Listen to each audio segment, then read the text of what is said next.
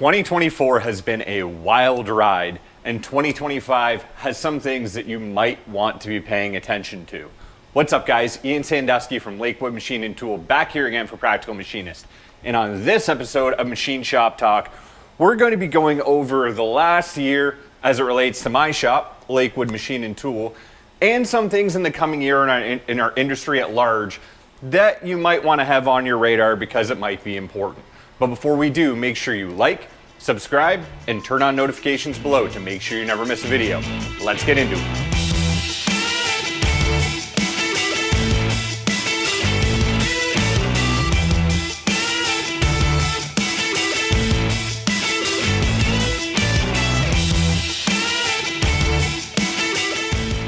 Okay guys, so as promised today, we are going to be going through 2024 as it related to my shop here, Lakewood Machine Tool, and some things that you might want to have on your radar and be paying attention to in the coming year, 2025. To put it lightly, 2024 for my shop, Lakewood, has been a wild ride, a completely wild ride. At the end of 2023, we were extremely busy. We had a lot of very large customers, and obviously some smaller customers sprinkled in. But a lot of the large customers that we were dealing with, let's say if we had 6, I would say 3 of them, their order volume went from here to here. 2 of them, it was because of restructuring at their companies. One of our largest customers that we've had for decades actually closed the plant that we do work for in Canada and moved everything to the States. We still do some work for them, but again, here to here. Another one, they changed their business model, so that kind of slowed things down. The third one, which really stung, they were a company that we had a ton of volume off of, and they really appreciated quick delivery. They were local to us, weren't terribly price sensitive, but of course we were trying to be fair with everything we did. But they were a great customer, good margins, good work. We were well suited for it. We had happen what we've talked about here on Shop Talk before, and we had a purchaser come in and decide to make their mark on the company. In other words, they took all their work out of here because all of a sudden no quotes we were sending could be competitive. I have no idea where they sent this work. They were basically asking for parts at the price of material before we even got into the markup on the material or even the machining on the material. So it just wasn't feasible. We still do a little bit of work for them on things that other people, I guess, that they use can't do or aren't set up for. But that was a huge fall off. So coming into 2024 was, I don't want to say it was scary because there's still lots of work out there. There's lots of places you could go. But we were in a position where all of a sudden the kind of guaranteed work had fallen off significantly. Fortunately, and this is why when we talk about doing sales and going out there and getting work, I always say, make sure you're doing sales when you don't need sales. You want to have that background, that base level of effort put in there, because what had happened is there was a company that I had touched base with, I think, 2 or 3 times over the last 2 years. Just, hey, we're here, this is what we do. I see on your website that, this is some of the stuff you're selling is some stuff we can do. Looks like you're manufacturing domestically. First 2 times, never got a response. Again, don't harass people, but that once a year reach out, hey, if there's anything we can do, let us know. That I think is still very acceptable, just about no matter who you are and who you're talking to.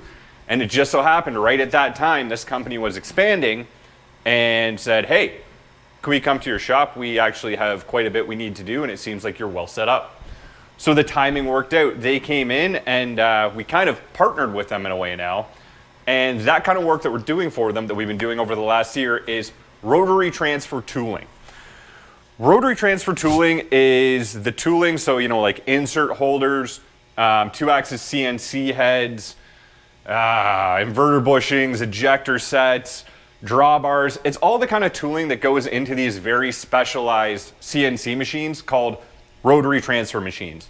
Some of the brands out there would be like Hydromat, Nudie, Bufali. There's a lot of them.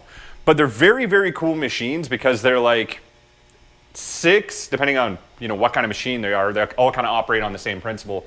but they're like 6 to 16, 6 to 14, 6 to 16 live tooling lathes set up around a central pillar.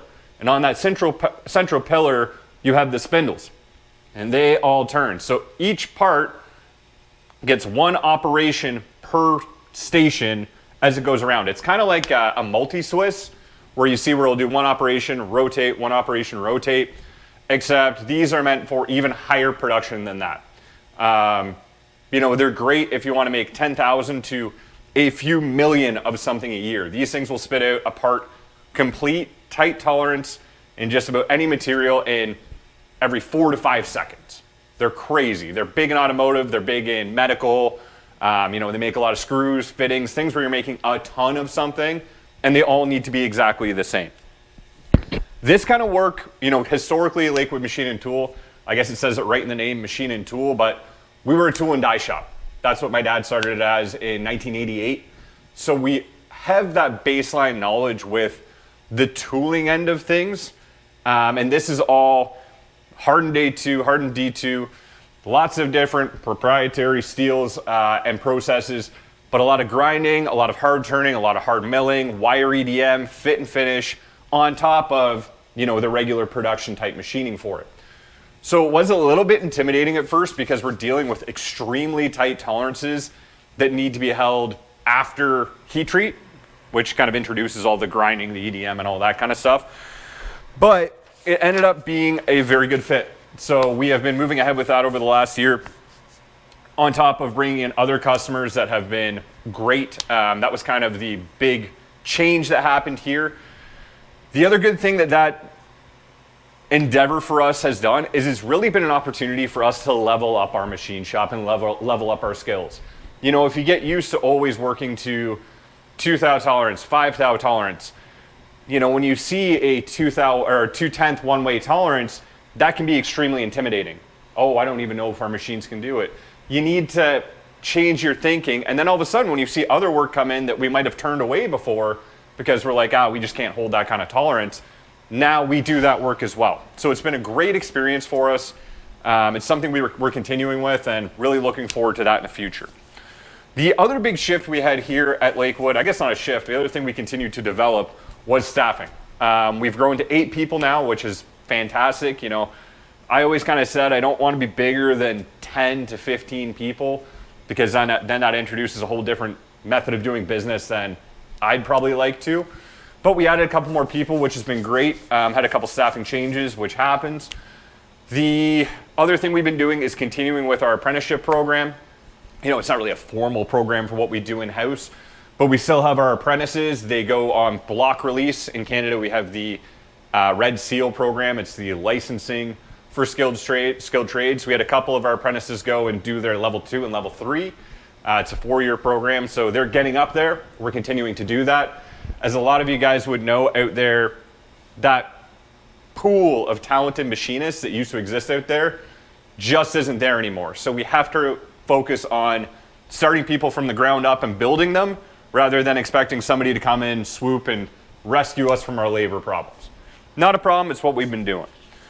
And of course, we did add some new capabilities. I'd like to say a big I was wrong to everybody out there. We finally joined the year 2006 here at Lakewood Machine Tool, and we added probing on one of our machines. Probing is something this wasn't something I was driving, to not have probing. Everybody here always said, wow, we don't really need probing. We're fine with the way we've been doing it forever. I just released a video that said, the most dangerous phrase in machining, we've always done it this way. Funny how you can say something and not hear it yourself sometimes. Obviously, adding probing and tool touch-off in one of our mills has been a massive, massive increase for productivity, accuracy, less headaches, faster to set up. It's something we should have done years ago. I don't know why I bought a machine in 2022 and didn't have it on there. You live and learn, I guess. It's something we're going to continue to put on all of our machines because clearly there's a reason why you use it. We also added a new machine, which I won't talk too much about right now, but we will be getting into another time. Very, very cool. We're having a lot of fun. But most importantly, outside of Lakewood Machine Tool, I did say we're going to talk about things to look at in 2025. Last year I did a video kind of like this, and I believe the number one thing I talked about was additive machining. 3D printing, hybrid machining, 3D printing type stuff. I thought it was gonna go like this in 2024, and I would say it went like this. And that's not a bad thing. What I saw out there when we were out and about with Practical Machinist, going to a lot of the trade shows, going to a lot of the shops out there, there were a lot more places implementing, especially metal additive machining, in ways that made sense. I also started to see facilities that had either entire wings or entire facilities that are dedicated to additive machining. It's a space that is still maturing, in my opinion, and we're seeing a lot more of that mature role for it coming out, where instead of people trying to fit it everywhere, even when it didn't make sense, they've now kind of found the role for it where it works really well, and they're kind of expanding in that space rather than trying to jam it in everywhere. It's a good thing. So obviously I'd still pay attention to it. I don't know how relative it's going to be to everybody on a daily basis in their machine shop, but it's something to pay attention to. The big thing, obviously, and this is going to sound like I am 2 years out of date, but the big thing to pay attention to in 2025 is AI. Now, machining and manufacturing, to me, when it comes to trends like this, almost feels like it runs a year or two behind. Obviously, if you've watched Practical Machinist, we've seen a lot of really cool AI applications. A lot of places, with programming or some of the controllers on some of these machines where they've integrated AI, where it makes a lot of sense and it works really, really well. However, much like out there now, everybody and their cousin seems to have AI integrated somewhere in their business, whether it makes sense or not. I feel like we're starting to see that in machining and manufacturing. And the biggest part of that is marketing. It's a marketing tool. Much like how I just said that 3D printing and additive manufacturing a couple years ago, you saw it everywhere, even where it didn't maybe make sense. I feel like we're hitting that spot with AI in machining. You're seeing basically anything in reference to a computer or a program having something to do with the keyword AI. Here's the thing. Much like 3D printing and additive machining took a second to find its lane where it really excels and then people expand in there, I think we're hitting that point with AI in manufacturing. There are places where it's going to work really well and it will continue to expand there and change the way we work. I think that's unavoidable. I do think in the next year, we're kind of going to hit peak insanity when it comes to people saying AI integrated this or that when it comes to manufacturing. Be aware of it. I would just say evaluate anything you see where you see AI involved in it, because the person could just be talking about this tool has a computer involved in it, but the marketing word is AI. So be aware of that. I do think that's going to continue to grow in the spaces where it makes sense, and hopefully it will drop off in the spaces where it doesn't make sense. The next thing in 2025 I think you should be really focusing on is cross-training. There's so much information and so much new technology coming out every year. You look at some of the, typically older folks in the trade who have been in it a long time, there are some people who still are not competent with CAM. CAM software came out, 20, 30 years ago. And there are some people who are still not competent in it.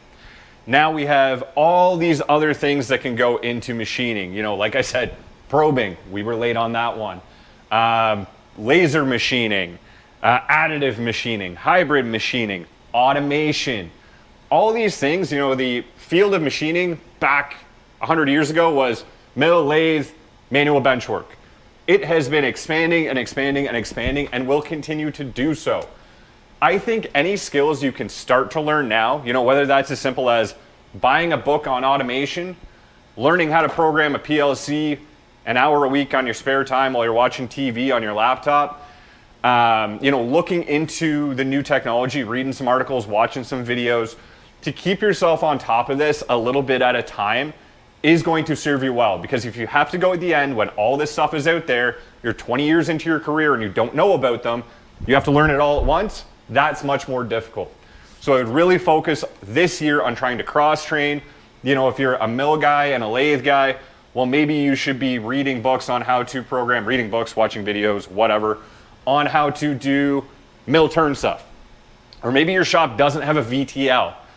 Maybe you should just look at the basics of it, because you don't know what's going to happen out there in the economy. You don't know what's going to happen in the industry.